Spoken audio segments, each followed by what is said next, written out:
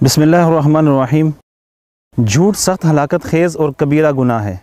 झूठा आदमी पस्त हिम्मत और बेवज़न होता है। अल्लाह ताला के नज़दीक झूठे आदमी की कोई कदर अहमियत नहीं। झूठ से बचना इतना ही ज़रूरी है जितना कि इंसान गंदगी से बचता है।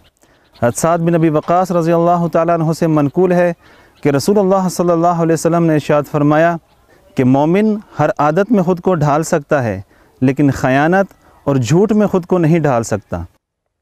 सफ़वान बिन सुलैम रज़ियल्लाहु ताला अन्हु से मनकूल है कि रसूलुल्लाह सल्लल्लाहु अलैहि वसल्लम से अर्ज़ किया गया कि या रसूलल्लाह, क्या मोमिन बख़ील हो सकता है?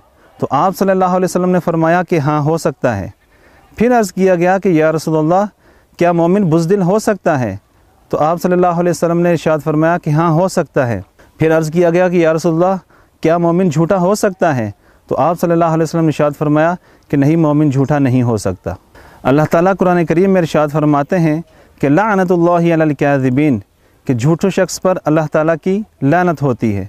अल्लाह पाक मुझे, आपको और सब मुसलमानों को झूठ से बचने की तौफीक नसीब फरमाए।